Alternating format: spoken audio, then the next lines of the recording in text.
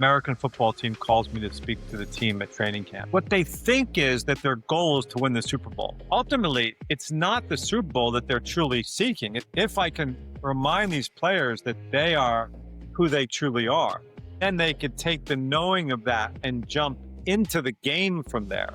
The mistake is we attribute the so-called good feeling to the accomplishment of the goal. Only follow direct experience, not what people say. And if you look at your direct experience, you have never not been here. You have never not been present, never not been conscious. Most people who end up achieving this alleged enlightenment seek all their lives, 10, 15, 20 years, living in a forest in Thailand, and then come full circle, which is you were already there. The next thing I'm going to give you is the most important word of advice I ever got. Someone once told me, Garret Kramer, welcome to the show. I've got loads of concepts that I'm looking forward to discussing with you, but if we could start with the journey. What's the journey that you've been on that's brought you to this place? I'd say that the journey is kind of the absence of a journey. If that makes it won't make sense, but I'll try to explain. I think for many years, I thought there was a journey to being a better athlete, which is what I was, and a very good athlete in two sports.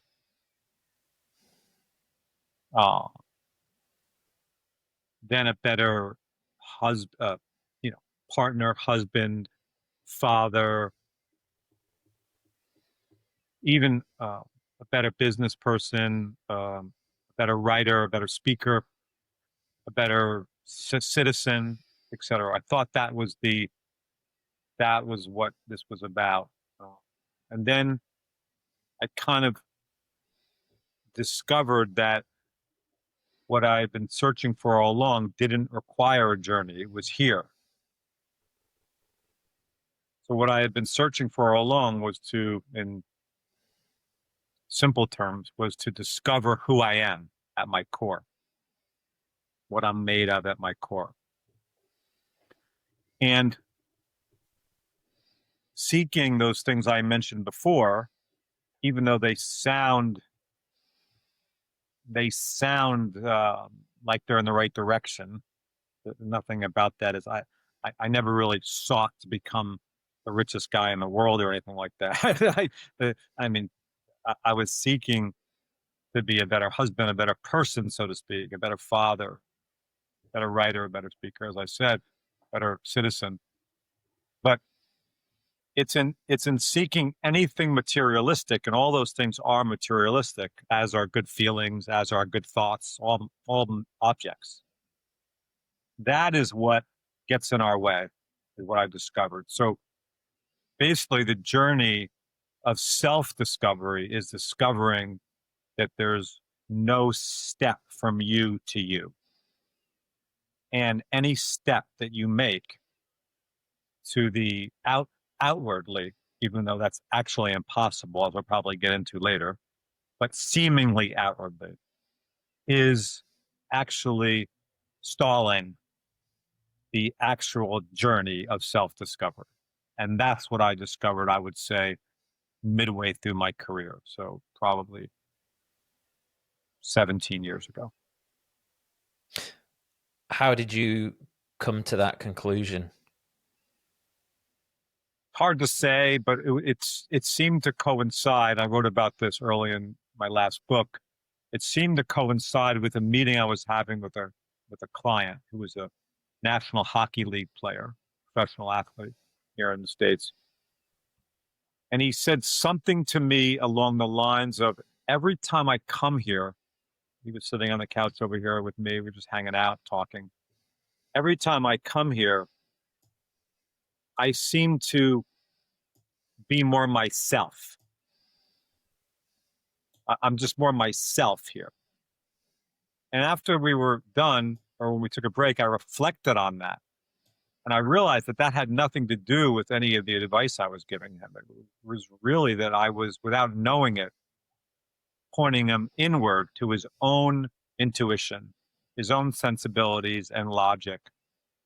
I was encouraging him to just be himself, his own inherent freedom. And in that, he felt very comfortable here, very free. And in effect, that's what I've always been teaching the players and the people that I work with. So it seemed to coincide with just that very basic compliment. I thought it was a compliment, and I remembered it. I reflected on it, and I said, I've got to get more focused on that rather than any so-called materialistic goal. The materialistic goals are what's getting in our way. And we kind of confirmed that later, and he was here for 3 days. That's what people tend to do, 2 or 3 days here. And by the end of the 3 days, it was very clear that trying to even be a better player as a focus, trying to win a championship, winning a scoring title, all these, even to think better, feel better, all these material goals were kind of stalling out his intuition and his freedom. They were creating suffering, actually. So it was then that I said, well, if I'm going to help my players and my clients do this, I better really do this myself. I better get really clear about what my life objective is. And it became very clear that objective must be the only true objective, which is the knowing of self. Who am I? Which is the fundamental question for a reason, because that. In fact, every desire that we have, any materialistic desire, is like a cheap knockoff of that desire, the desire to know who we are. It's been said in many different ways: to go back home again, to be one with God, to know your source. So all these, but ultimately it's who am I? Who am I truly? And that's what my life work's been about. Who are you truly? Who that you're asking me? Mm-hmm. Who am I? I'm going to give you a provisional definition of this because I don't want to answer this question for anybody. And the answer could change for me also as I continue to peel back some of these beliefs, these culturally conditioned beliefs. But if I was to answer that question, I would say I am the infinite and eternal space or place in which all things arise. So all things arise within me. I am the infinite eternal place out of which all things are made. All things are made by me. Made of me. And I am the knower of all things. So I am that in which all things appear, out of which all things are made, and with which all things are known. That is me. You could use several words for that. The religious word would be God. The spiritual word would be consciousness. The practical word would be the universe. Mm-hmm. So that's oneness. I wouldn't use the word oneness. Why? When you put ness, it's not wrong. But if we're being very distinct here, because this is a very these words are important because this journey, this discovery is different. So I just want to be careful. I think you're using it in the right spirit, but I wouldn't use the word, because when you put ness on the back of a word, it suggests becoming the word in front. So when you say oneness, it would mean, here we are, you and me, let's be one. We're already one. We don't have to become one. So that's one reason I don't love oneness, Mm. We are already a singular being. We don't have to become that. We are that. Secondly, it's one too many. It's one too many. So the knowing of self, it one suggests something that stands apart from the rest, and it's it's just one too many. It's that's more of a kind of a visceral answer to me. It's just one too many. But So it'd be a bit like saying godness. yeah, I use the word consciousness, and so and it, I use the word consciousness for there's a different reason for that, but it has the potential's there to say, well, okay, so that's the act of becoming conscious when clearly we're always conscious. Mm-hmm. That's you look at our direct experience, we're always conscious. We've never not been conscious.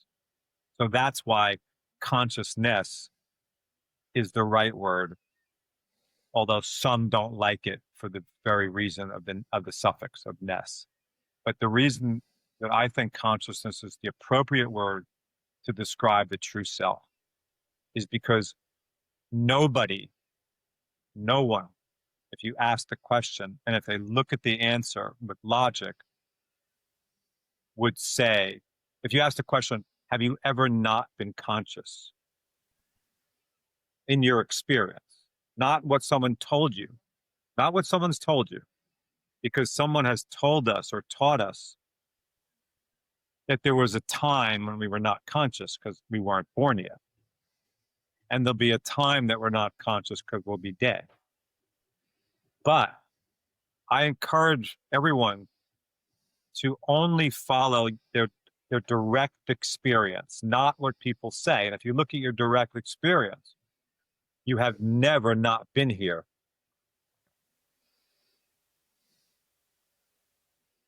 If you look at it, you have never not been present. You have never not been conscious.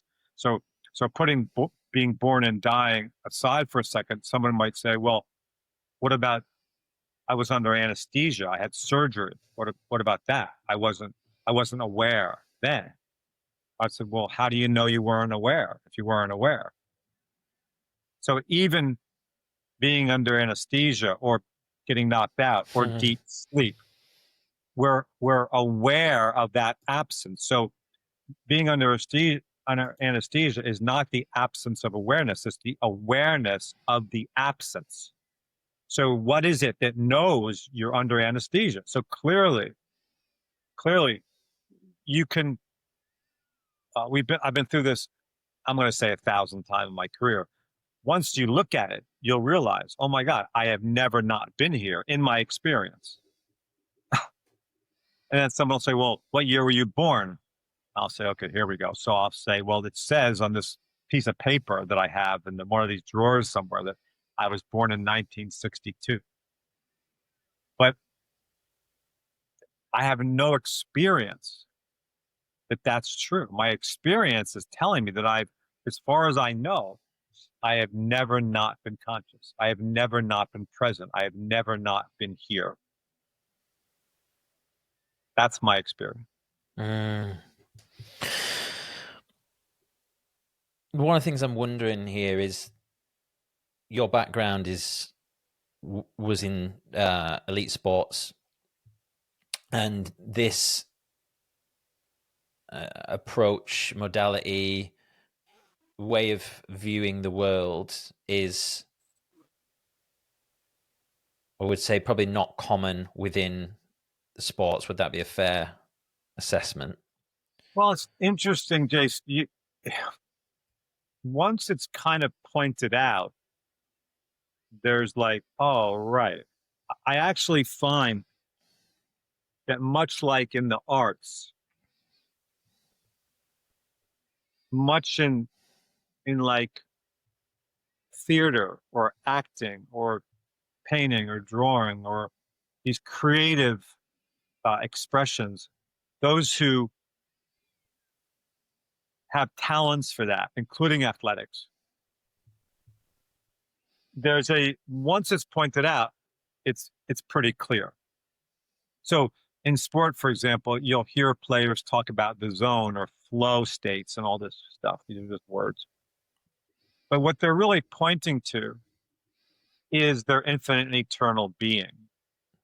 You'll hear a player at the end of a great game be asked to describe his or her experience. Like, what did you do good today? What did you do? What was going? And I don't know. I have no idea. They'll say things. I'm at a loss for words because they weren't there. The belief that I am the body in truth was not there. They were performing instinctually, freely. They weren't. They weren't living in the limitation and lack of humanness. They transcended that. So once you point out kind of what that is, the true self in action, so to speak, although the true self cannot even move, but that's why I put it in air quotes. You realize that all these performance techniques, tools, goal setting, all this routines, all this advice is actually serves to veil the emergence of consciousness, the self, God's infinite being. And that's what I before my experience with that player at 17 years ago, as a young player myself, that's what I realized many years ago, that all this advice everyone was giving me, while all well-intended, sports psychologists were coming to speak to our team and they were giving us all these strategies and techniques. And I'm thinking, oh, this is great. No, I got the secret now. But all they ultimately did was kind of jam the system. They were all built on the false belief that I was a limited and lacking human being who needed these tips and techniques to complete myself in order to perform well, which is the ultimate lie. So they were ultimately shrouding the emergence of the true me. And it got in my way on the field of play. And that's what I realized. It didn't make sense to me. I asked a sports psychologist once a very simple question, and a very well-known guy, I'm 27-year-old at this time, young golfer who's thinking about making a career on making a run at the PGA Tour. I'd been a hockey player, so it was a late start for me in golf. He was giving me so many tips and techniques, I couldn't see straight anymore. And I finally said, "Hey, I have a question. Is the point of these tools and techniques for me to find clarity, on the golf course?" He said, "That's exactly what it is." I said, "Well, how am I going to do that? You get with all these tools and techniques. You're giving me so much to think about." It sounds funny now, and it sounds so simple, but it just I saw it right away that, wait a second, this isn't going to help me. This isn't going to help me. And that's why I felt like I had to provide at the time, the performance world with a different option. Different option, other than all this external advice, like, and that's how my career was born. There'll be some people listening and thinking, yeah, but if I don't have my goals, if I don't have these tools or whatever, then I'm not going to be able to achieve. Do you? And it raises the question, does everyone have excellence within them? Do you believe? Well, wait. So there's two questions there. So the first part, right? I want to be sure. Like Two-part question, yeah. I don't want to miss the first part. So I think that's actually the more important. But so let's go to the second part first, because we'll get this out of the way right away. I have no idea about that question. That question is not relevant to me, actually. I don't, and if I believed it, that wouldn't, that would be a problem. So to believe something is to not know. So I don't speak about things I believe. So if I believe I've been told something is true, and I'm asked to believe it, and I am not suggesting that anyone do that ever. I want you to know, not believe. To believe is blindly accept what I say is true. And I don't want anyone to do that. What I want is for those who listen to this or read my books or whatever, I want them to see if what I'm saying lines up with their direct experience and then explore it for themselves if they're interested. Don't just take what I say or anyone says. Anyone. I would say this to a 10-year-old kid about his parents too, by the way. Don't believe what they say. And I would say to the parent, tell your children that. Ask them to follow their own intuition, their own instincts, their own heart, not what you say. And coaches too. I've taught this to coaches for years. So that's an aside on the belief. As far as excellence within, I don't know. It sounds like it's a little trite, but it's okay. I mean,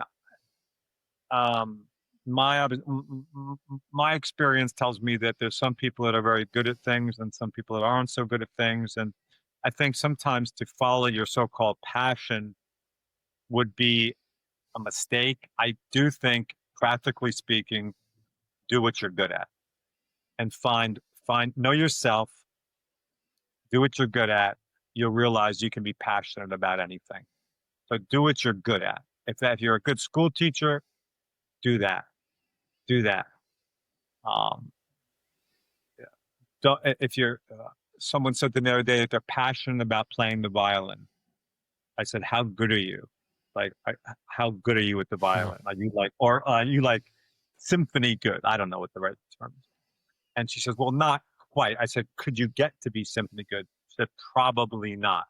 I said, well, it wouldn't make sense then to follow being a violinist. What are you good at? Actually great at teaching violin. Teach. Yeah, like what could you be the best in the world at? Yeah, teach. It's awesome. And I've encouraged my 3 children to do that. You know, I have 3 kids. My oldest son is was a ball player, college ball player, good player, and he went into coaching, which seems very natural being my son. My other 2 kids, who are also very good college athletes, didn't go into coaching. And at first I'm like, what? How are you not going into coaching? But that's not what they were good at. And thus that's, you know, they've heard that from me a million times. Let's do what you're good at. And they're doing what they're good at and thriving. So it's, yeah, follow your passion is very misguided advice. Not that that's what you said. Mm-hmm. The first point, I'm sorry, you want to say something about that, please? Yeah, I suppose what I'm thinking is there's a bit of a selection effect with some of this, as in the type of people that consume self-help podcasts are inherently those that will be striving a lot. So therefore the message lands differently to someone in this realm versus a kid who just wants to play video games.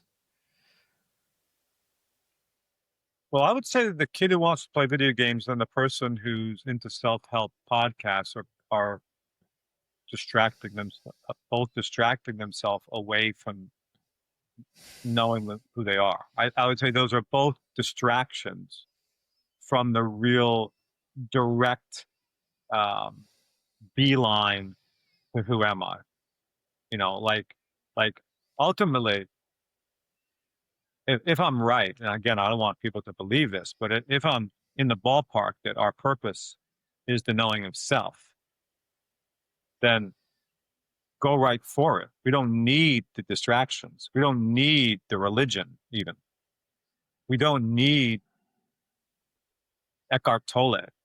Go right to it.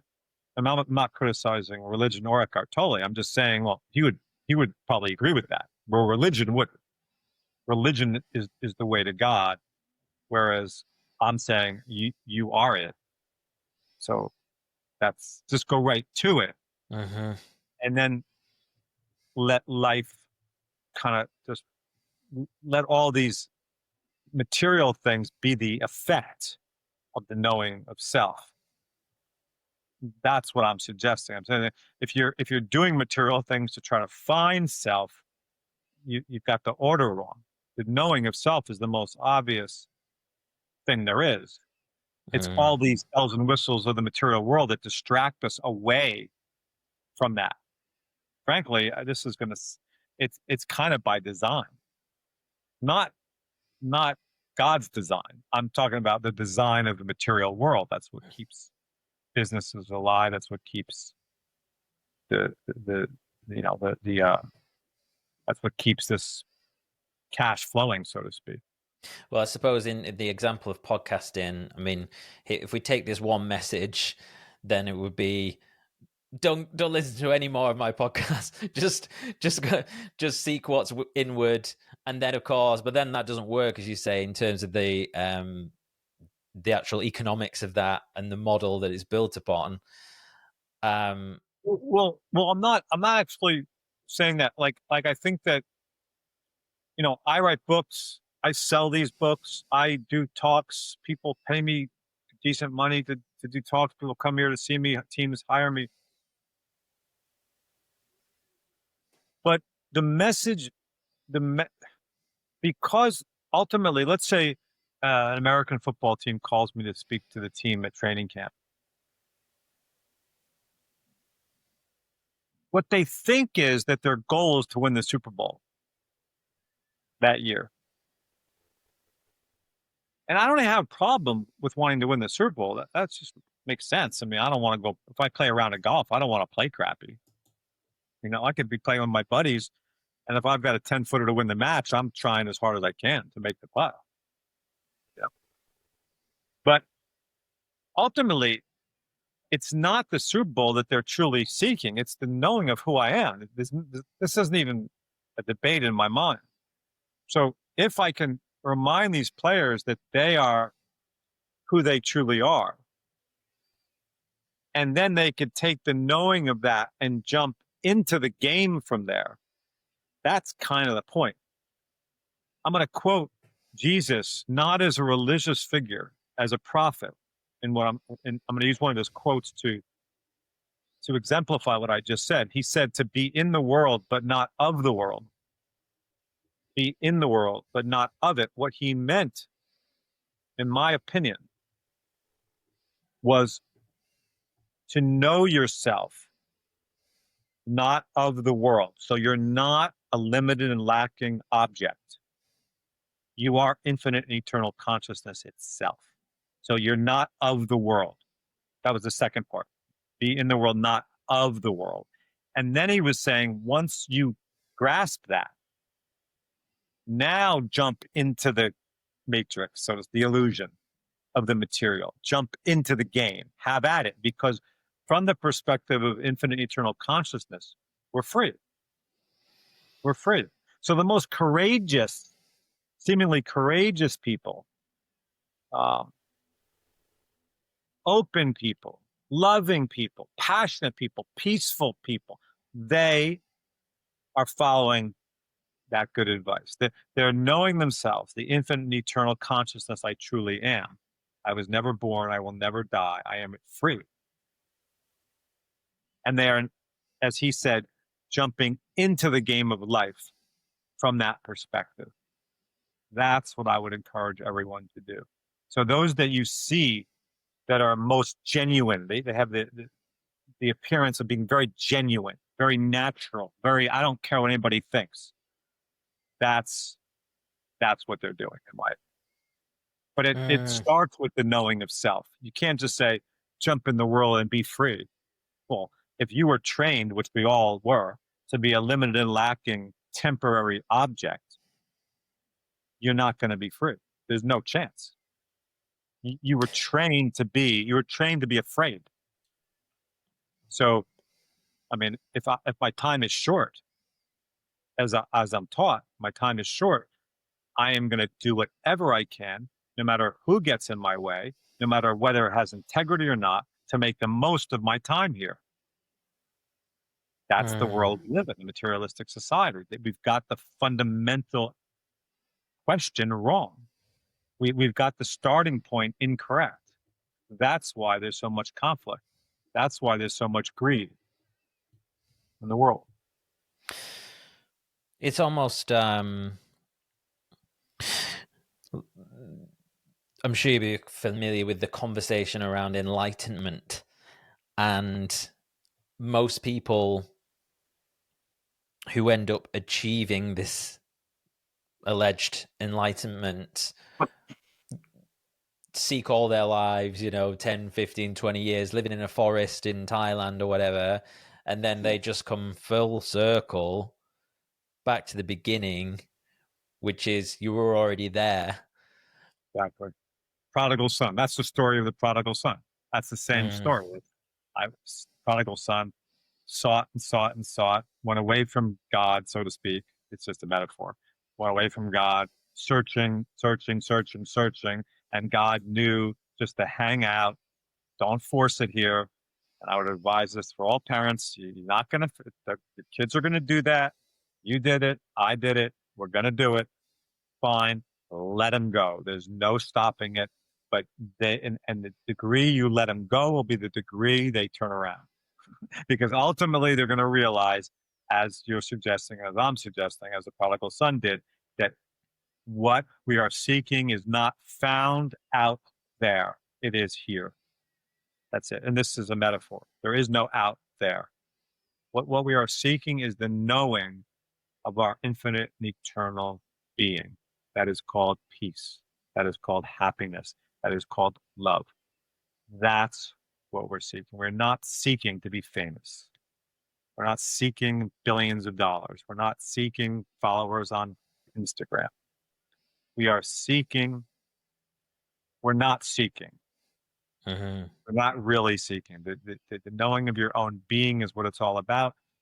If you look at they publish these essays and stuff and books on the words of the dying, the words of the so-called dying. It's very obvious that at the end of life, when you think you're dying, you realize, oh my God, all that stuff didn't matter. Like, what did I waste my time on? It's always, I wish I loved more. Wish I didn't take the material things so seriously. Didn't obsess over money. Didn't worry about those things. That I was more myself. I was just me. So I think it's very obvious what this game is about. If we could just slow down for a second and look at it. Like one of the things that I had early on found so fascinating about some of my conversations with great athletes was, well, let's say like this. Two of my longest standing working relationships with athletes and then becoming friends even after they retired, because neither one of these guys plays anymore, was they became clients of mine after they won an amazingly important event. So like a major championship in golf or tennis.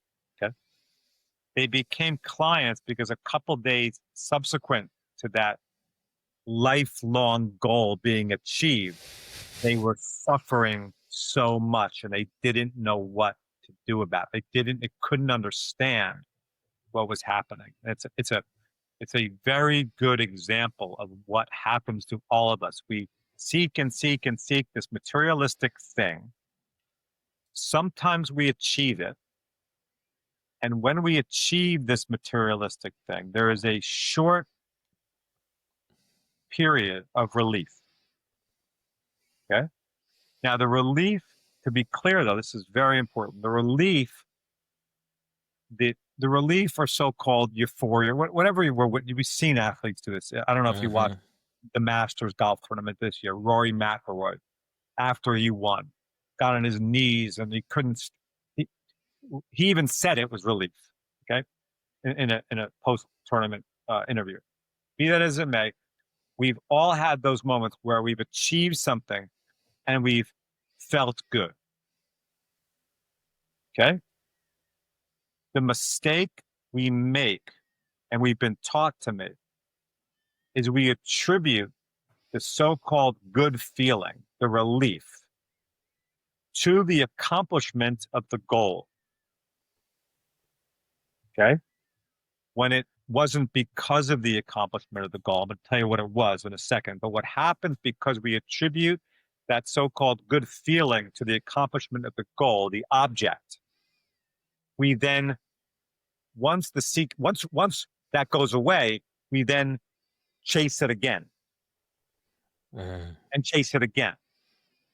And that goes for objects such as men or women, relationships, substances, and activities too, or being part of a community, activities, and then possessions. So we make the mistake of attributing the good feeling to the attainment of the life partner, the championship, drinking a glass of whatever people drink. I don't drink, whatever, a substance, whatever.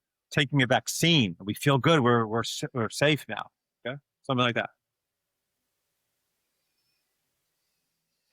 And then we have that possession, and all of a sudden we don't feel good again anymore. So what's going on?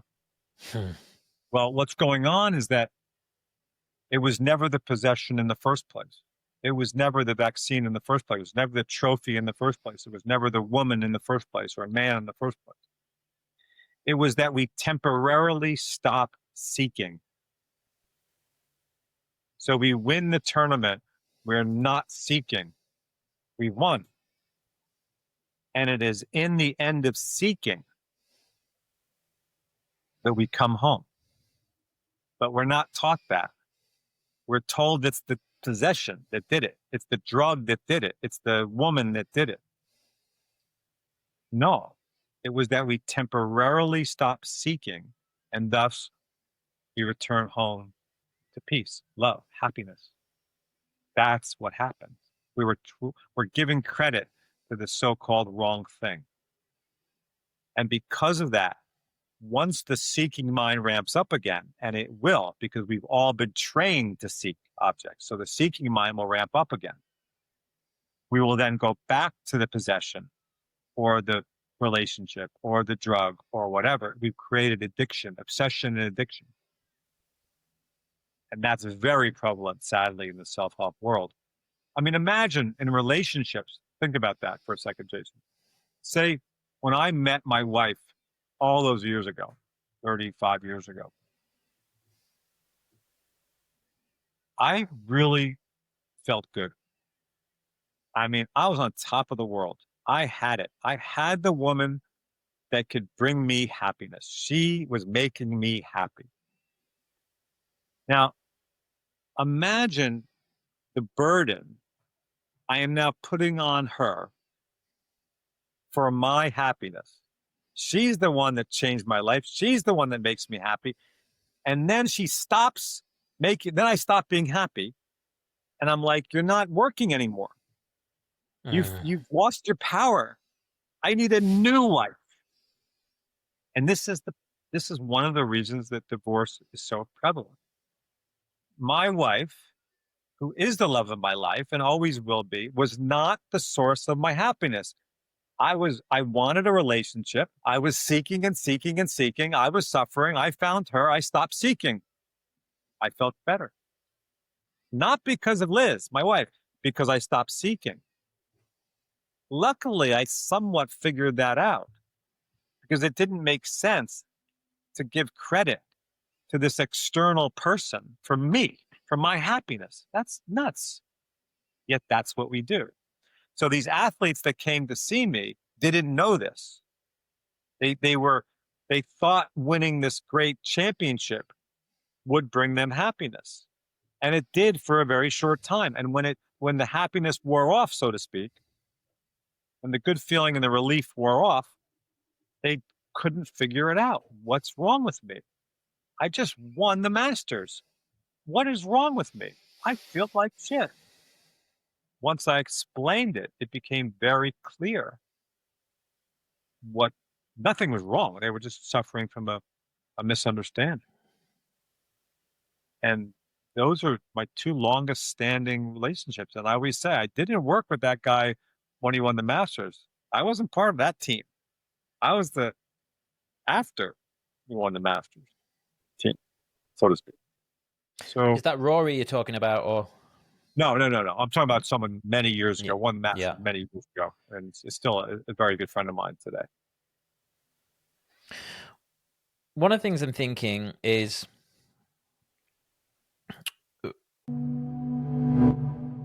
if you're anything like me, you're probably good at starting habits, but fail to stick to them over the long term. There's probably one or two, whether that be going to the gym or taking the dog for a walk, but struggle to maintain others around career, relationship, or life goals. If you're a long-term listener of the podcast, this won't be the first time you've heard me talk about habits and leveraging public accountability. That's why I created InDeep, the tool that helps you build healthy habits and stick to them. After creating your free account, you'll be given your own personal public profile link, which you can share with your friends, your family, coach, or followers. And when someone clicks that link, you'll be given a real-time notification that someone is watching your habits. I can't tell you how much of a motivator it is when you're stuck in a procrastination cycle and this little eyeball pops up with a number next to it. My productivity has gone through the roof since I started using it. It's that effective. Luckily for you, I'm giving away 100 free VIP months to my podcast listeners. There's no credit card required. Head to indeep.com/podcast. That's deep with two I's, INDIIP.com/podcast, or follow the links in the episode description below. Let's start crushing our habits today. Off air, we were talking about one of your kids is getting married, and I was saying that Ty was still single at 36, and there seems like, I feel like there is dichotomies everywhere, and it's like once you stop seeking, she'll show up, and also you've got to put yourself out there to be visible. And I guess, and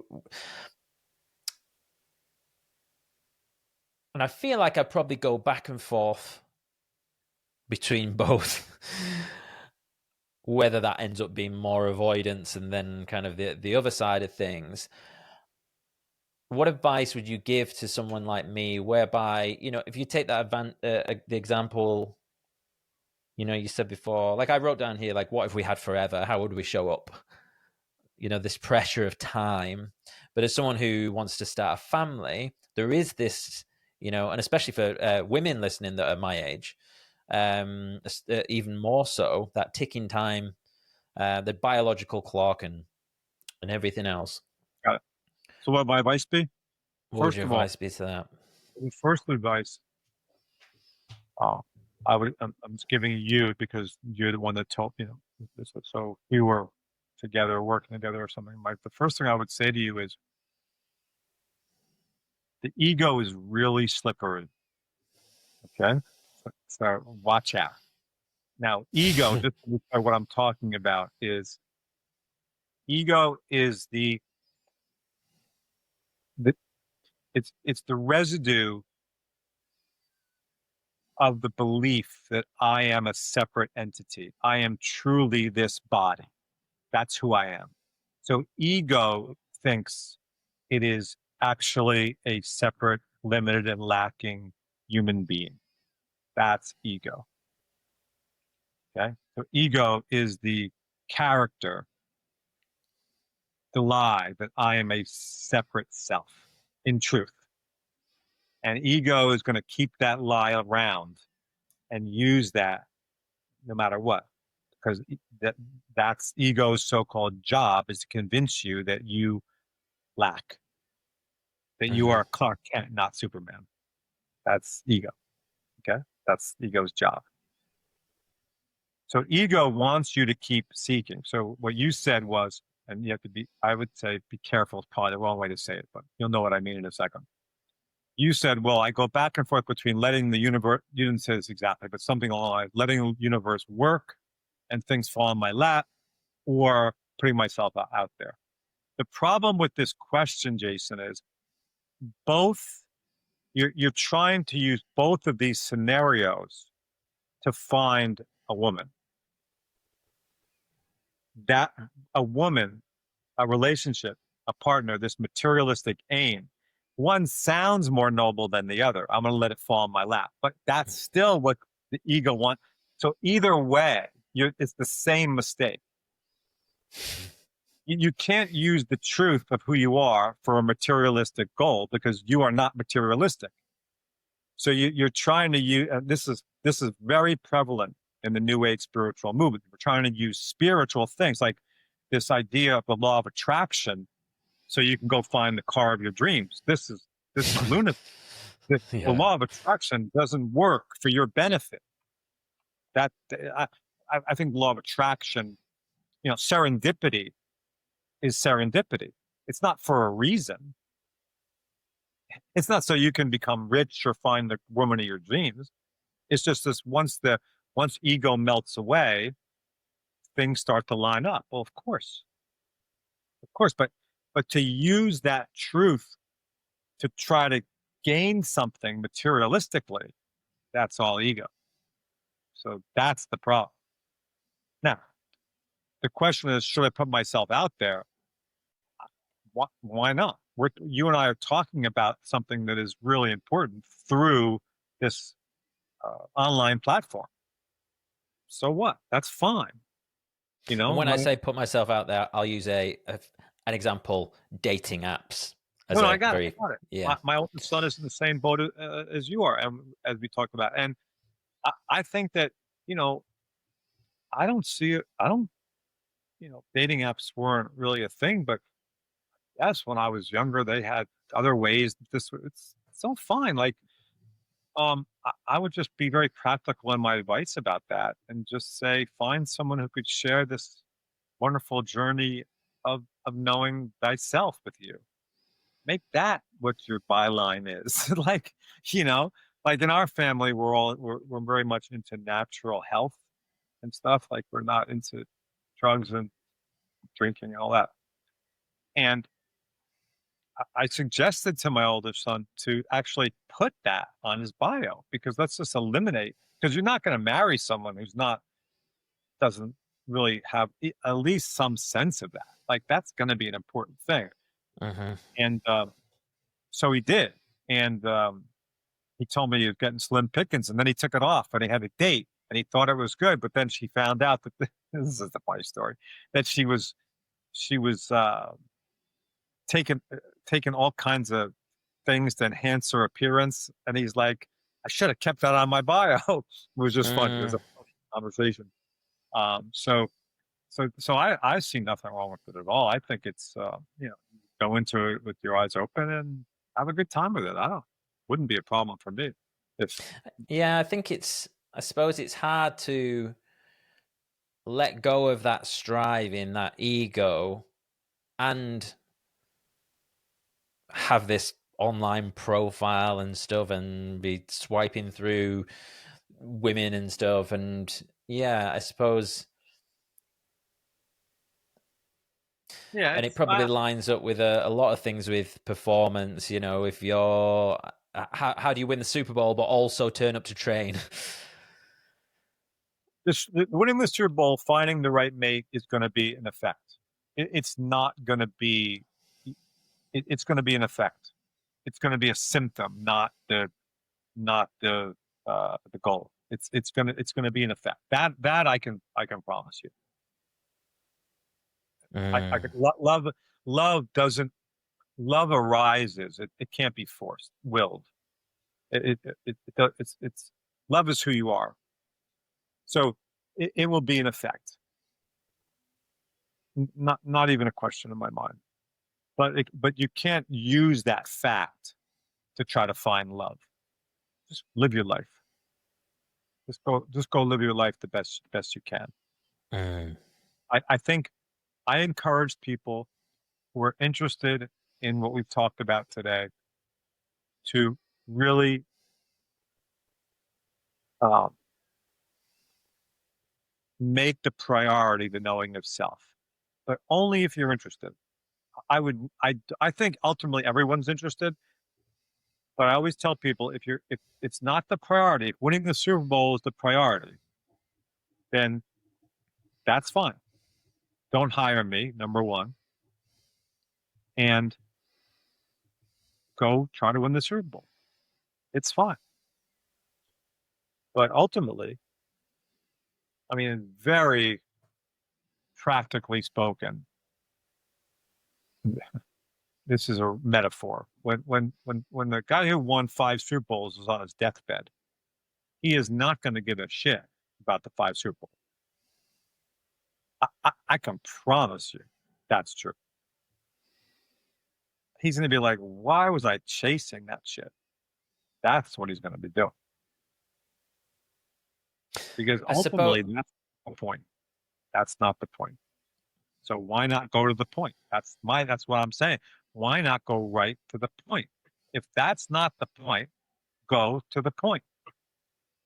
And some hear that message, maybe 10% of the population hears that message, and they're like, fuck, that makes total sense. And then 90, maybe, or some, but then the pull towards objects is so we're so trained in that direction, so conditioned that they're ultimately gonna go back to seeking that materialistic comfort. I have a few thoughts on that particular example, actually. So, the deathbed, regrets of the dying, etc. And I wonder again, this term selection effect, whereby we look at a lot of high achievers and what they regretted. I wish I'd spent more time with my family. I wish I'd, not obsessed around the Super Bowl, whatever it may be. But I often think, what about, and I guess there's status, isn't it? We're talking about achieving status. Those who didn't achieve status in life, and because of that, maybe didn't have children, didn't have a wife, weren't able to leverage the status that achieving all that stuff would give you. I wonder what they would say if they were dying with no one surrounding them. Would they wish they pushed harder? Would they wish they'd done a little bit more? This is something I think about a lot. So interesting thought. But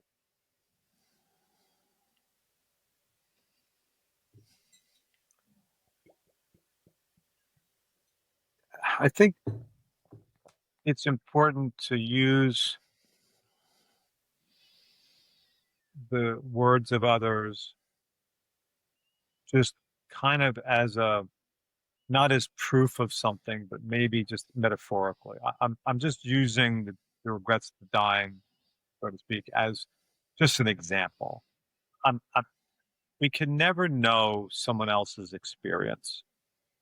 We don't even know.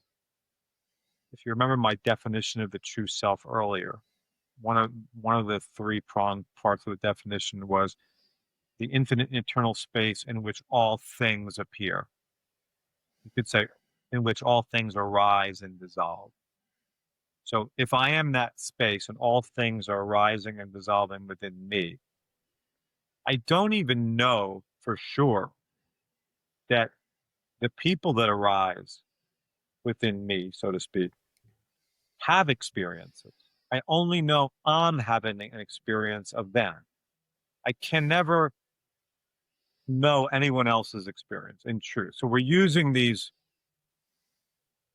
metaphorically. Just like earlier, I used Clark Kent and Superman metaphorically. I used Clark Kent as a metaphor for ego or the separate self we're trained to be, an imposter, where a character, not real. Because even if Superman is dressed in a tie and jacket with glasses and has a briefcase, he's still Superman. He's never Clark Kent. He's never that limited and lacking, insecure, separate entity that he was trained to be. He's always Superman. Imagine in this world of therapy and of all medicine, whatever, we're treating Clark Kent. The experts are treating Clark Kent rather than reminding Superman of who the fuck he is. This is a massive difference. You're treating that which is not real. If Clark Kent, Superman, dressed the way he's dressed, goes to a therapist's office, what is the therapist going to do? Going to talk about Clark Kent's life, Clark Kent's feelings, his thinking. There is no Clark Kent. Remind Clark Kent who you're Superman. Oh my God, thank you. Holy, you're talking about all this stuff that isn't real. It's a story. It's a character that some guy screenwriter wrote. And that's the best metaphor for what we do. Who are you? And once you see it, and it's obvious that you cannot be who you've been trained to be. It's obvious, and we can talk about that, why it's obvious in a second if you like. But once you see that you are infinite and eternal consciousness, you are God's infinite being. Like, oh, wow, that's something. Why would infinite eternal consciousness need a coping mechanism? Like, what? Superman doesn't need a coping mechanism. He's Superman. So my role is to point people, those who are interested, in that direction. Those who want to go to therapy, ultimately, you're going to realize, and they might realize it because they have a really loving therapist, by the way. Even if the therapist is trained in the proverbial wrong direction, you know what I mean? Like, because the therapist could be just a loving, compassionate soul, that Clark Kent may wake up there just in the sheer love of that person's presence. That could happen too. But we'd be making a mistake to credit the therapist's training for what did it. And that's the kind of thing we do. We credit the wrong thing. Well, what truly happens in those instances is, again, the therapist wakes up to who he or she truly is, love, God's image. From there, they're so compassionate, sensitive, caring, open, free, that the so-called patient has no choice but to get the message. Oh my God. Wow. And of course, what then happens is we credit the therapist. My ramps up again, and then we want to go back to the therapist, and the therapist loses her touch. But it wasn't what we think it was. It was we stopped seeking. I did a video this morning about, I saw some statistic that 50% of medical advice is incorrect. That's some statistic, okay? Wow. But it makes perfect sense because we shouldn't, in my opinion, and this is one of my sons is a surgeon. Okay, so I'm not knocking doctors. I mean, we need really, especially surgeons, if they can put people back together. I think the world doesn't have enough of those who understand who they are, because you know. Anyway, but 50% of medical advice is correct. Why is that? It's because the problem is the medical advice in the first place. So we're encouraged to follow the medical advice, the expert, as opposed to our own intuition, our own logic. So these doctors have been trained out of their own logic too. That's why, and it's getting worse. It's going to be in 10 years, it'll be 30%. Because as the population of doctors continues to be trained out of their own intuition, the advice is going to go haywire. The problem is medical advice. Your own advice. What do you think? What do you think? Not what this person thinks. What do you think? Follow that. And it's the doctors too. What do you think? Not what the teachers in medical school said, not what the textbook says, not what the chief resident at the hospital says. I want to know what your logic is telling you, not what's written down there. So the more we go to this, it makes perfect sense that stats like that would pop up. Stats are just a signpost to tell us we don't know who we are. We're not following our intuition. We're looking outside for answers. Not going to work.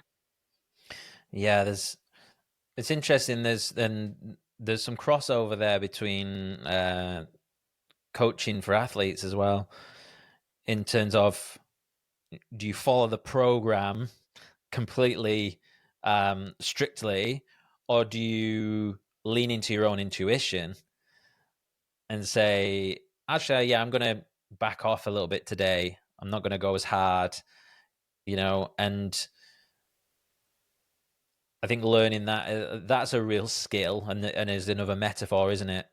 To be able to use the advice, but also know yourself.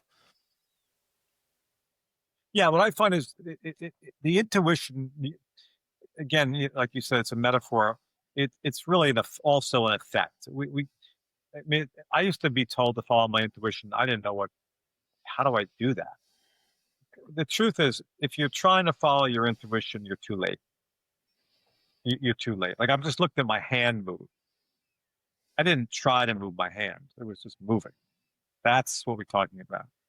That's what we're like, if someone threw a baseball on my head right now, that's what we're talking about. If you're walking in the park and a young boy was being bullied or being abused by an adult and we stepped in, that's what we're talking about.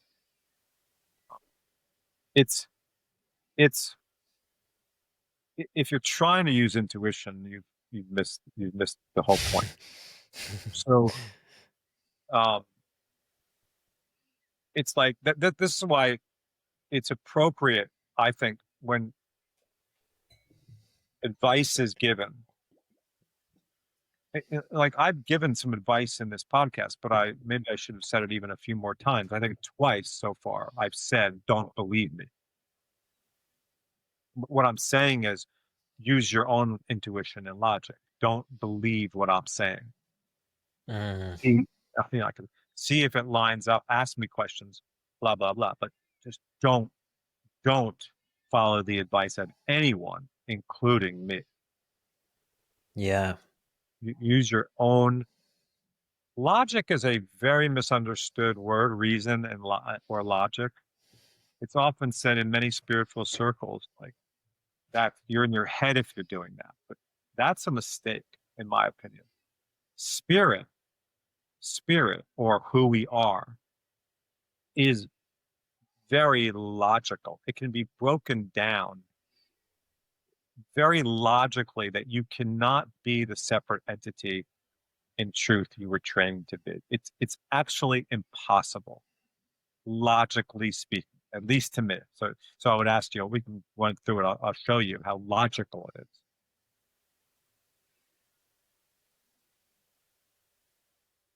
We can know nothing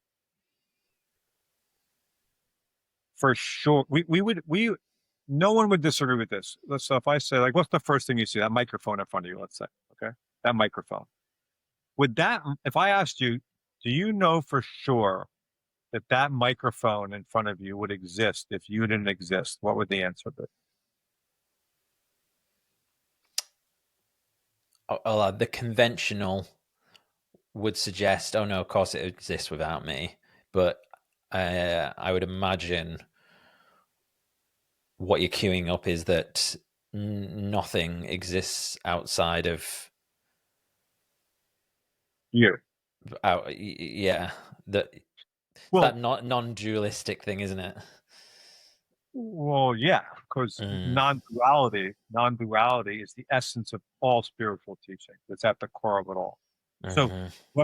what I'm suggesting, and I've said it very carefully on purpose, I said, would you know for sure, which means in your direct experience, for sure, that that microphone would exist if you didn't exist? There's no way you could say yes.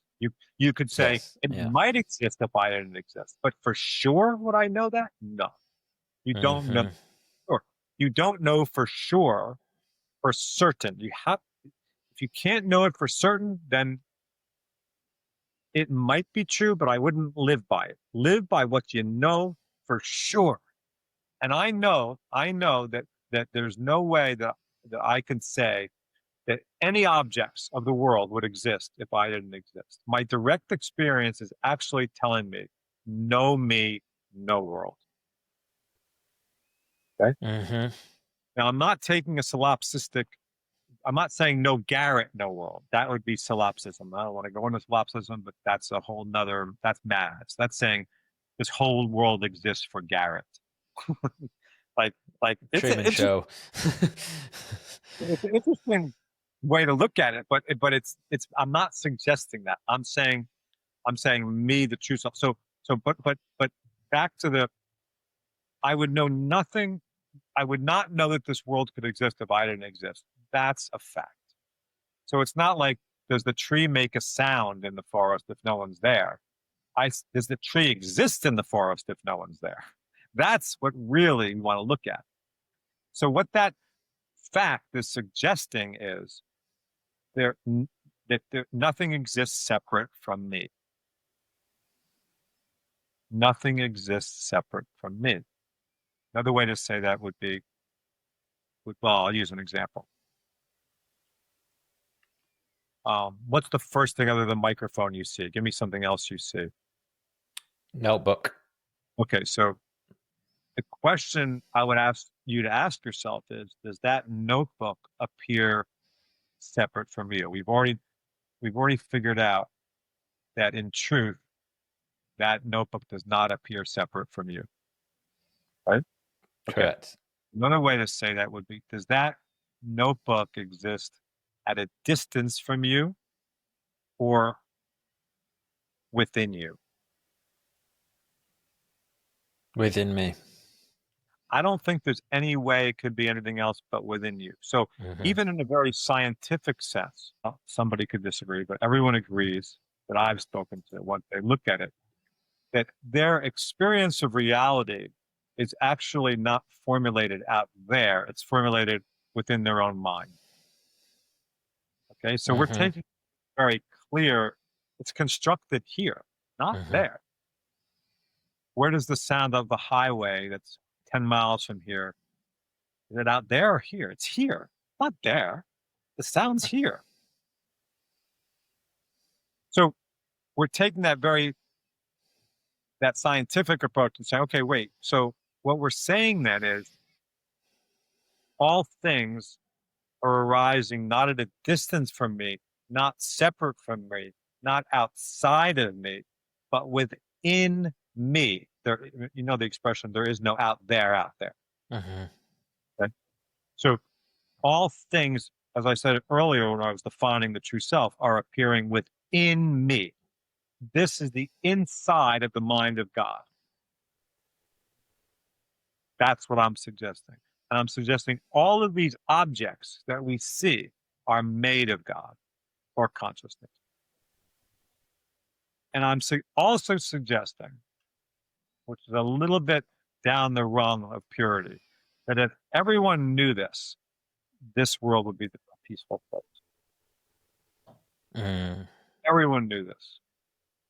If everyone knew that all things are made of the same essence, and we call this essence the true self. We are one being, all things are made of us, this world would be a different place. Yeah, And we've because it's ego that yeah. Sorry, judges. It's ultimately ego, isn't it? That's causing so much pain and hurt. Yeah, the belief we are separate. That's ego. There's just break it down logically. It can't be. It can't be that these glasses are appearing outside of me. It can't be. It can't be. It literally cannot be. There is no outside. Where is this outside? When someone says, you got to get that negative thought out of your head, I would say, where's it going to go? There's no head, first of all. It's not in your head, but where's it going to go? There is no outside. You're trying to rid yourself of something. That's not going to happen. Where do you want this to go? You've never experienced an outside. That's what we call infinite and eternal consciousness. We've never found an edge to it, and it's destroyed. That's you. That's the truth. Faith is something that I've been writing down a lot. Faith, just kind of sticky note.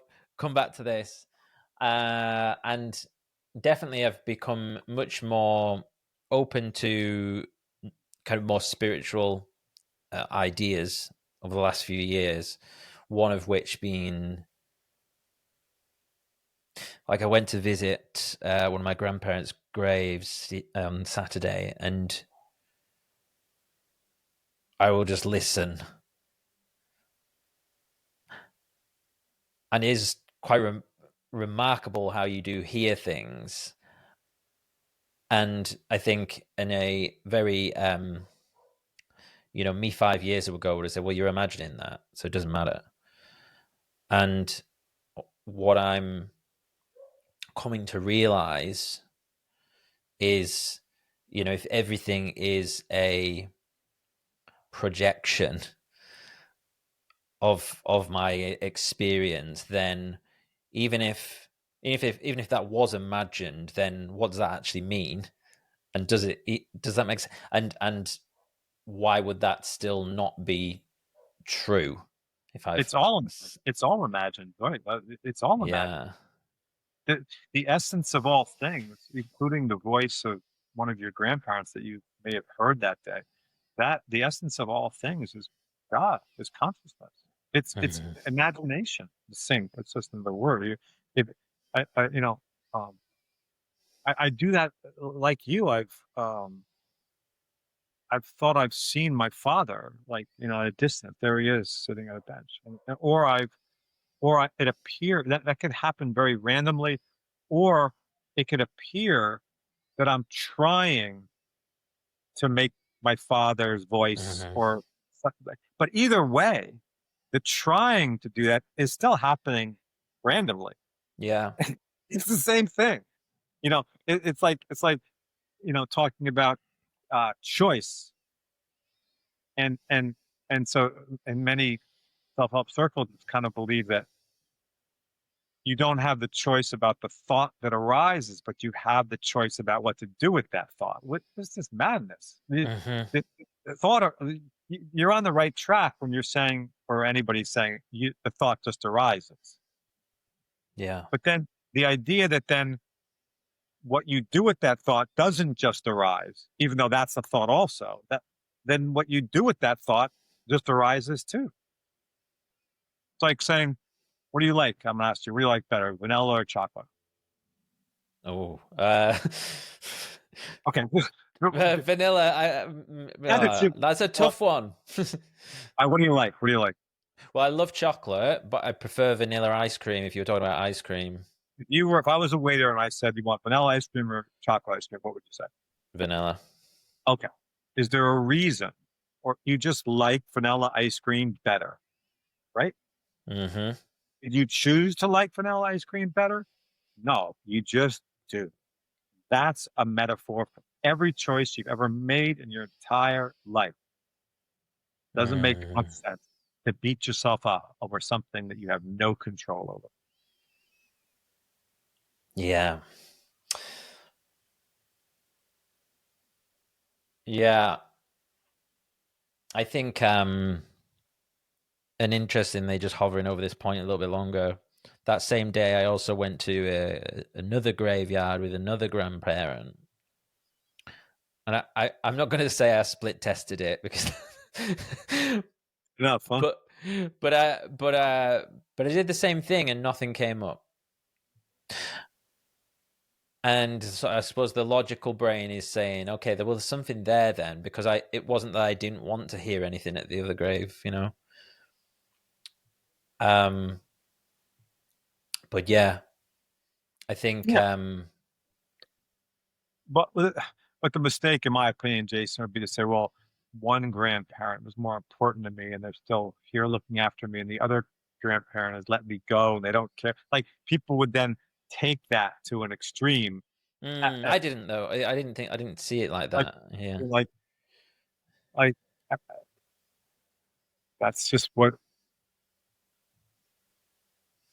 it's the indiscriminate nature of circumstance. It's just Hmm. we're not in control of it. There's not God's not even in control of it. There's no controller. It's like saying here's a sea, and in the sea, sometimes whirlpools come up. Sometimes they're very faint and graceful. Sometimes they're violent as hell. The sea, which is a metaphor for consciousness in this case, and the whirlpools are a metaphor for objects, is not controlling the whirlpools. The whirlpools come and go within it, but the sea is not controlling the whirlpools. What the sea knows, so to speak, however, is that none of these whirlpools have the power to harm me, to damage me, to change me. I'm good. All things are arising within us. We don't control these events, these circumstances, these objects, these thoughts, these feelings. But what we can understand is that none of them have the power to damage who we are. No. So it would make no sense, in my opinion, to then try to control them or tamp them down or strategize against them because they cannot damage us in the first place. So, all these positive thinking gurus, these people who are trying to help people eradicate traumatic experiences, I think are on the wrong track. What we want to know is that none of them have the power over us. And by trying to fix them, cure them, suppress them, eject them, we're giving them power they don't have in the first place. We're getting down to their level, so to speak. I am the infinite eternal sea. The whirlpools are temporary objects. They come and go. Why am I going to get myself? Why am I even dealing with them? Hmm. Know who you are. So it goes back to why I think we should start with who we are, and then trying to strategize against these circumstances and diseases and Hmm. bad feelings. It's at other countries. Why we're getting into the level that's ego. This is all ego. This is insanity, insanity. And like I said earlier, that's what I realized when I met with that sports psychologist. Like, why am I exactly fixing these feelings? What are these feelings going to do to me? Now, I saw it very practically then, and I remember saying to him, "Look, if I look at my golf career, I have played some amazingly good rounds while being incredibly anxious. So wait, if anxious feelings are the problem, how did I pull that off? And quite the contrary, I've actually played some really crappy rounds, feeling like I'm on top of the world. Now, wait, you're wanting me to feel like I'm on top of the world for the very purpose of playing better golf. But if I look at my direct experience, they're not connected. They're not connected. Why do you want me to do that? That's what I saw. Doesn't make sense. I'm just getting in the mud with thoughts and feelings. And why do I give a shit? Like, I don't, if I have a negative thought, so what? Like, why am I gonna, what's the problem? It's just a whirlpool. And if I have a difficult life event, we've all been through them, so to speak, that's okay. But it's the knowing that tempestuous whirlpool is happening within me, made of me. Its essence is me. It cannot damage me. Me cannot damage me. So let's just be. Let that thing do what it's going to do. It's going to do what it's going to do. You don't have to delve into my past and my life. It's not relevant. It's not relevant. And I don't need the quick fix strategy of how to feel better. And it's like when you grieve and you have a death and someone tells you, and you're okay, and someone says, well, you haven't grieved yet. What do you mean I haven't grieved yet? How do you where is it written down that I'm going to grieve? Where is it written down that I'm a bad person if I don't grieve? Well, if you grieve, it'll pass quickly. What has to pass? I'm good. I'm okay. I'm not happy that I'm alive, but I'm okay. I'm all right. I am infinite eternal, and so is he. We're good. We'll be all right. I just think I think it's really important work. I think that going to the nature of who we are and what we're made of, so to speak, is essential. And I think ultimately we get there. So why don't we just go right there to start? And that's my message. And it's also fun. I mean, I could talk, as you can tell, I can talk about it forever. I think it's interesting what you were saying about wanting to change parts of us, and that can end up leading to more suffering. Made me think, you mentioned before that you don't drink. I don't drink either. And it's been roughly 2.5 years since I drank. And when it really changed for me, because I'd had periods of quitting and then ending up drinking again or whatever, when it really changed for me is actually when I stopped counting the days, although I roughly know now, but I try not to know, if that makes sense. Definitely. Because, and sometimes I'll feel like I'll see people and they're posting, 1,000 days and stuff, and that's amazing. And part of me kind of was like, oh, maybe I should get an app. Maybe I should put a screenshot of my 1,000 days. And I'm like, oh, hold on. That's ego, coming in wanting to show off. And yeah, it's just so much more powerful when it's just like, oh, I don't drink, rather than turning it into my entire personality, I'm an addict, I'm a this, I've got, and it was when I just lessened the grip on it that it just kind of disappeared. I bet you that happened just kind of, I've lessened the grip on this. How did that happen? Yeah. My only explanation for those types of realizations is it's just another step closer to, say like this is just another culturally conditioned belief being broken down and dissolving. And that's kind of us staying out of life's web. It's an effect. It was an effect. You didn't try to do that. And I think like you can use these physical health is a very interesting thing because I don't know if you ever saw this cartoon, but there was a cartoon going around during COVID. Quick Fixes was a long line, and the natural was just a couple people. So that was just a Mhm. joke. No one wants to do the hard work of really figuring out this stuff. And put and I looked at that and I said they're both saying the same thing. Because even in health, physical health is an effect. You have all these health coaches telling people how to eat, what to do. It's doing nothing. We're sicker than ever. It doesn't matter because you cannot will yourself to good health. You cannot will yourself off the apps, the how many days or the tracking stuff. You can't will yourself out of the pharma model. It has to be the result of the knowing of self, because once your infinite and eternal true nature is uncovered, or it's on its way to being uncovered, so to speak, you would never eat shit, because the true self treats all things in kind.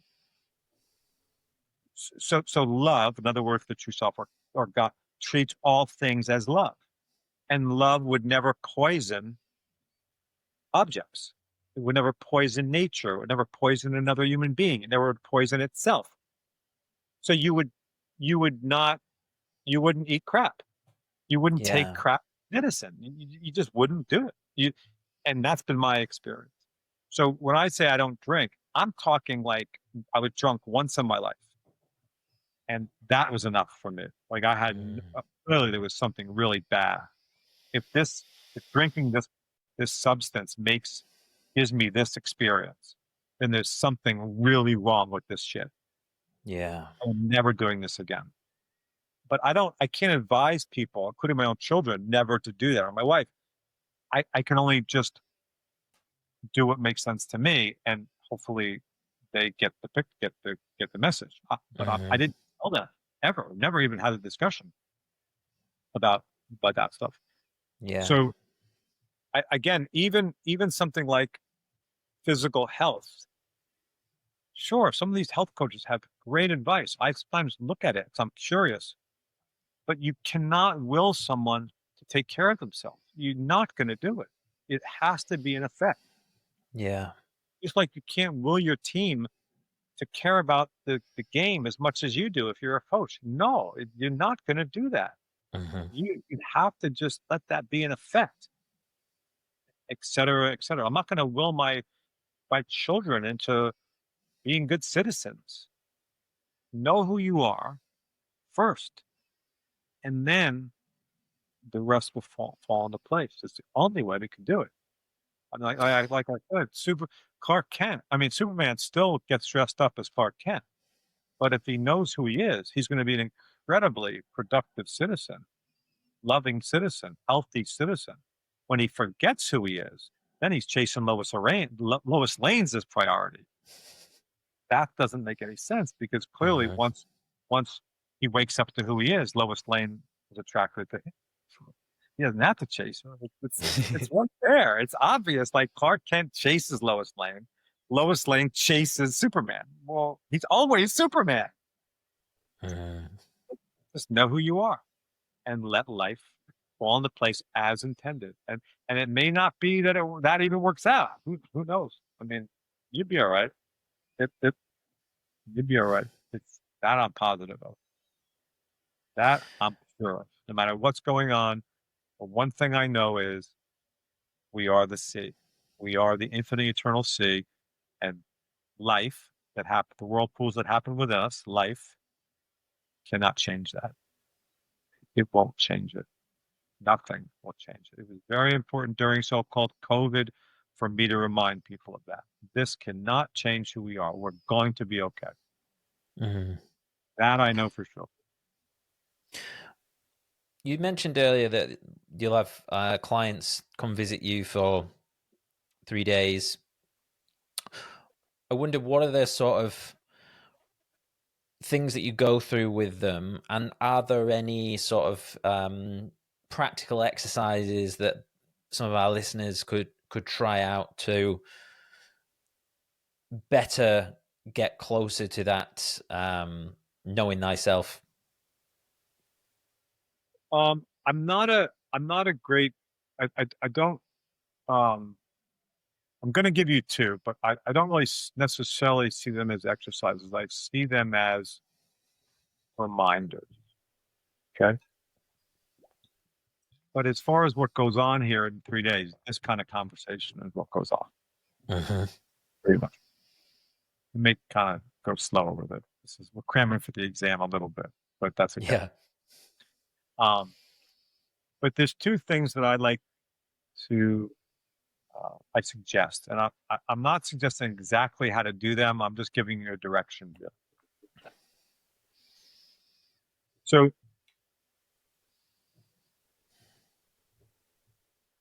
the first one is very simple. It's simply in times of strife, in times of, it's called insecurity. Let's call it suffering of some kind, whatever.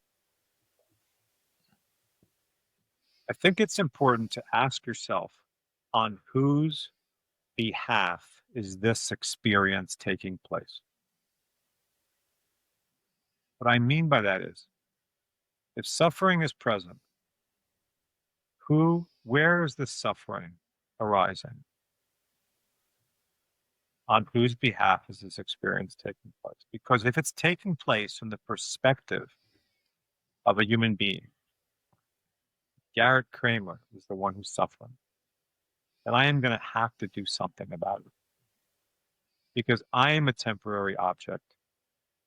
And suffering is a temporary object. I want the suffering to go so I don't feel shitty anymore. I got to do something. Give me the advice to beat the suffering. This will give rise to more suffering. The old saying, what you resist persists. If you try to resist the suffering, you are going to hold it in place. Everyone knows this. This is so obvious. It's not even funny. Yet this is what therapy does. So if you ask yourself, on whose behalf is this experience truly taking place? And you see that this experience is taking place from the perspective of consciousness, not a separate entity. It's taking place from the perspective of the sea, not one of the whirlpools within the sea. And you know that as the sea, none of those whirlpools can damage me. None of these experiences can damage me. You are going to stay the course. You are going to be the productive citizen, regardless of your feelings in the moment. You're going to be the good player. You're going to be the good writer. You're going to get on with it. You're not going to reach for the drink. You're not going to reach for the drug. You're not going to reach for the the woman. You're not going to reach for the gambling. You're going to get on with it. You're going to stay in the game. But you have to know who you are. So once you say, oh, this experience is taking place not from this insecure separate entity. I am the universe. This is taking place within me. Okay, we can handle that.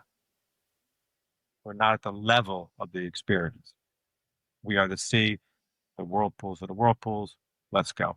Just be me. Just be me. Mhm. Why my first book was called Still Power. Okay, so that's one. On whose behalf is this experience taking place?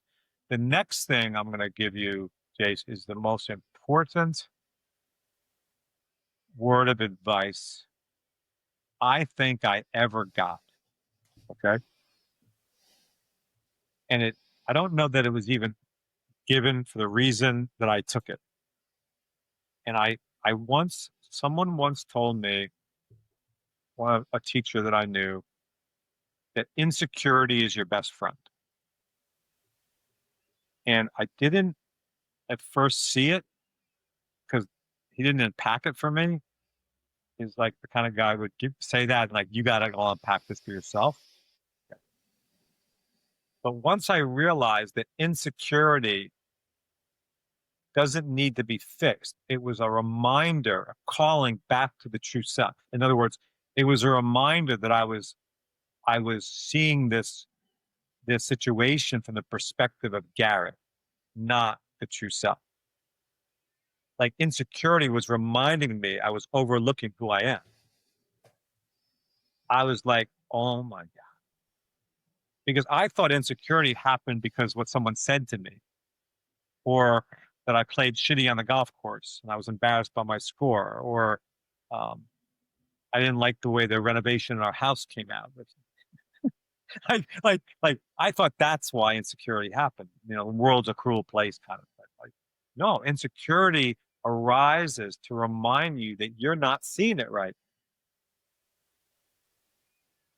I I I I figured this all out, and I came to discover a book by Alan Watts called the Wisdom of Insecurity. And you don't have to get the book. I'm giving you the whole book. This is the whole point. Insecurity is reminding you need it. Without it, you're going to do some seriously dumb shit out there, because you're going to cope. You're going to try to fix. You're going to try to correct. And your perspective is off kilter to begin with. So no matter what you do, you're going to mess it up worse. So insecurity is just a reminder that we're overlooking our infinite eternal being. We're taking ourselves to be a limited, lacking, separate entity. Wow, what a! I couldn't believe it when I heard this, and it's been something that we've talked about with clients forever. It's just so, oh my God! Like, if I didn't know that, I would be on drugs for OCD. I'm telling you right now. If I didn't know Really? that, oh, no question, because I am such a perfectionist. Like, I want things to be right. I want things to be right. I want things to be in order, and and and if they're not, my trained tendency would be to make them all right. And when I realized that insecurity that arises is telling me I'm not seeing it right, so don't try to make it right because you're not seeing it right. I was like, I'm forgetting who I am. I'm good. I'm okay. Can you give me an example of that? Like, Uh, my first book, I was kind of on my way to seeing this, but I didn't really have a visceral experience of it, and I drove the publisher nuts over the smallest of insignificant details. And I was probably right about them. Like, I have an eye for detail. Like, I can see things. Didn't really explain. Like, my daughter has this clothing company, and I so sometimes have me look at their graphic stuff. They have it. I mean, it's a big company. She's created a wonderful brand, and she has very high end graphic designers on staff, but she'll still have me look at stuff, but I'll see the little details that sometimes people will miss. But so on my first book, I was really caught in the mud on this stuff, and it made it agonizingly hard. And luckily, the book sold a lot of copies, and it was bought by a big five publisher, because I don't think the self-publisher would have worked with me again. They're going to purposely publish, to be honest, because they perceived me to be difficult. Now, I don't necessarily think it's a problem to be difficult, so I think that's pretty not a rare thing when you have people that have done some cool things in the world. They know they want what they want, but perfectionism is just really a distraction away from the knowing of self. It's a desire to know who we are. It's the same desire in the sky we were talking about before. It's really to know your perfect self is what perfectionism is. And you're not going to find it in objects. So that was something that I had missed. And if I had understood that the insecurity that appeared to be coming from the book wasn't, it was an intuitive reminder that I wasn't seeing it right, then I would have backed off, which I would do now. So how are you able to, because what you're describing there, that OCD tendency, that eye for detail, is obviously it's a high performance kind of indicator, isn't it? It's something that a lot of high performers will possess because they're able to notice the little detail that might make the difference. The example with your daughter's clothing brand. How can we utilize that skill, deploy that skill, but not let it take over and be detrimental in that example, shall we say? So in the case of my daughter, I will make the suggestion to her when I think it's necessary. Like I'll let a lot of things. Sometimes I'll let it go. Like I saw something the other day.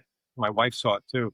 They had a big thing in New York City, and I thought it was the letters on were not the way I would have done them. I didn't like it. And my wife agreed with me. Actually, we both said it. But we didn't tell Chelsea. I didn't tell my daughter because it was already rolling. There was no. It's not that. It's fine. You know what I'm trying to say? Like it wasn't. So there's a. You know that whether it's so-called perfect or not, you're good either way. So you know, it's like the whirlpool is the whirlpool. Like you're still the sea. You're still good. So I suppose the difference might be if she came to you with these letters as a mock-up and said, "What do you think, Dad?" Oh no! If I had seen, to be honest, if I had seen it ahead of time, I would have said something to her. Yeah, because because that's the kind of relationship we have. She wants me to. There's no way she doesn't want me to. I mean, she knows that I'm never gonna. I'm always have her back. So there's total trust there. I'm gonna say something. There's no way I'm not. I mean, not say everything, but you know, like if something like that. But it's fine. You just know that whether the letters, whatever, you're good. Like this is the way life's playing out. It's not like I'm in control of how we do this. So it's fine. Like, and you know that. It's also important to know that once you gain perspective, things are going to look different. Things aren't going to look, and your perspective isn't necessarily the right perspective. So you could be missing something also. So. It's really about knowing that it's not about trying to convince yourself, oh, it's a little thing. It's not life or death. It's not important. No, it's important. But if insecurity is present, that's your sign that you're not seeing it right. So if I was to say something to Chelsea and say, like, Daddy, it's fine, and I started to get all insecure, then just don't. It's fine. Let it be. Leave it alone. It's good. And it's perfectionism. Hard to say. Perfectionism really is just. It's this. I hope I explained that clearly. It really is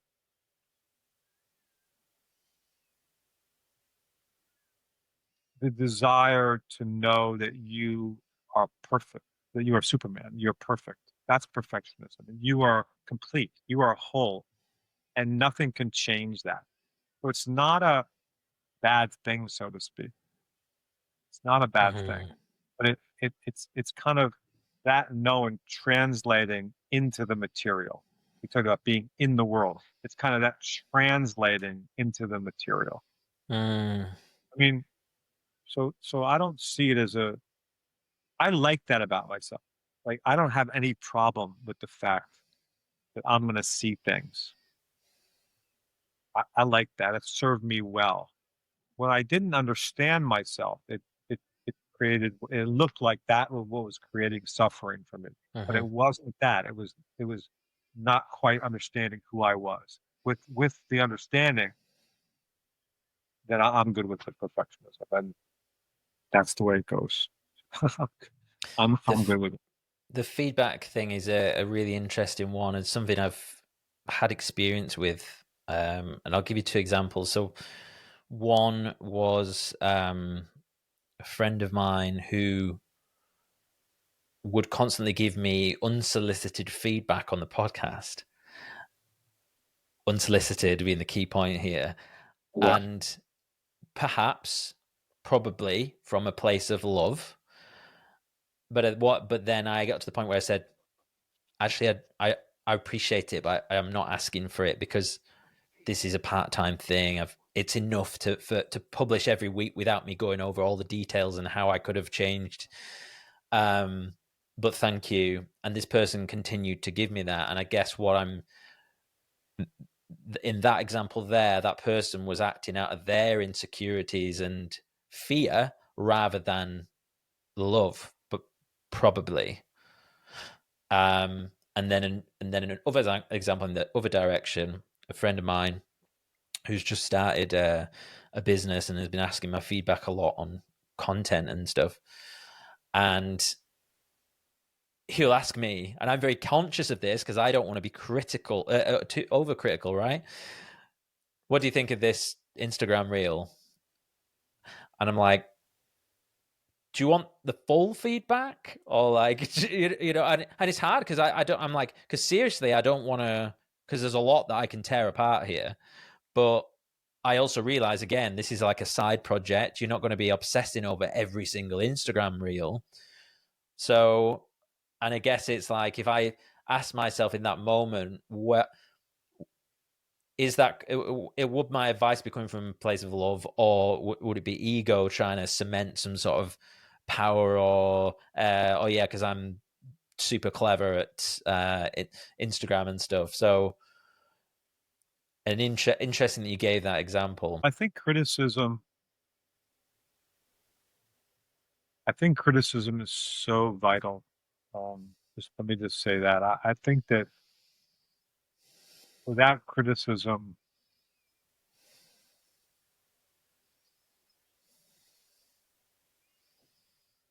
and I'm talking about criticism of anyone, so-called authority figures, um, let alone restaurant critics and all that kind of stuff. I think criticism, without criticism, you have authoritarianism. The problem that we've gotten into, though, is we have forgotten how to criticize absence of blame. So we don't just criticize, we blame people at the same time. Criticism isn't the issue, it's blame. You fucked up. I'm No, no, you didn't. I'm just, okay, you made a mistake, but like, I'm not blaming you for the mistake. So I always use the example of one of my sons was a position, baseball at all, baseball. He was a college shortstop in that position. So you field ground balls at this position. And I remember he was early in his college career and he was very sure-handed, but I don't know, the ball took a hop and it kind of hit off his chest and he made an error and it was a costly error. And I remember watching this because after the inning was over, he runs into the dugout and I'm just watching how the coach handles this. So I didn't really know he was early in his career. And the coach ripped him a new one, like went crazy. My wife was with me. I turned to her and say, what does this guy think? That he made the error on purpose? Like, obviously, you can't blame him for the error. He didn't try to make the error. So it's not logic to blame him for missing the ground ball. Now, you want to criticize how he fielded it, or maybe if he wasn't attentive, maybe even if he wasn't attentive, he wasn't not attentive on purpose either. Okay, but no matter what, it doesn't make sense to blame people for their mistakes.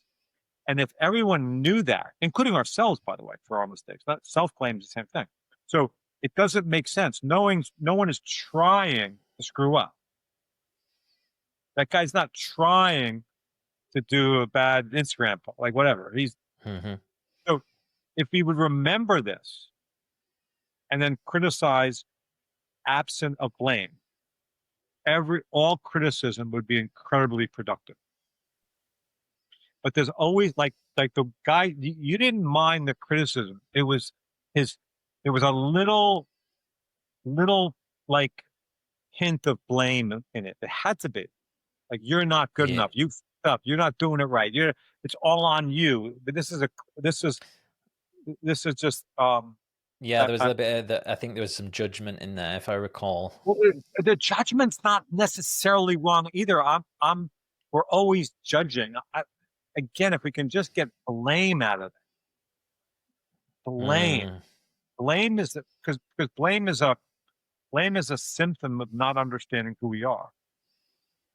Because from the perspective of the true self, there would be no one to blame. yeah. Life's playing out as it will. These objects, the sea doesn't blame the friggin' whirlpools. Again, use that analogy. Hmm. So they're coming and going, doing what they're doing. Some are really violent. Some are really nice. You're not blaming it's your fault. Whirlpool. No, that's just how it's playing out. So, back to my son's example, he missed the ball. Let's okay. You want to help him not do that, make him a better player, then work on then criticize him. Fine, he deserves criticism. It's fine. That's okay. Not blame. Hmm. Donald Trump doesn't deserve blame. Joe Biden doesn't deserve blame. They deserve criticism. Everyone does. It's important. Mm. But to blame them is just comes from people who don't know who they are because they take offense. I'm personally offended by what you did. That's just the Yeah. sound. That's the veiling of consciousness. Because if I'm personally offended, then I'm taking myself to be a person. I'm misunderstanding what the heck's going on here. Yeah, so true. That's our society today. Absolutely. Garrett, this has been awesome. Thank you so much. You got it, buddy. My pleasure. What do you have any plans coming up? Anything you would like to speak about before we wrap this one up? Well, I have to be honest. My daughter's wedding is Saturday. Today's Monday, so Clive's at 5 days from now. Right, the backyard, our property is right behind me, so there's going to be an enormous tent back there on Wednesday put up, and I think you have events in your life that are, I don't know, like little cornerstone events. And I think from the minute she was born, without trying not to get emotional, I'm already getting emotional just thinking of it. This has been something that we've looked forward to, and it's about to happen. And she's marrying a great guy, so we're very lucky. And yeah, so our focus has really been on here. And matter of fact, when we're done, the guys are fixing up the driveway. I'm going to go look at the new gravel they put down today.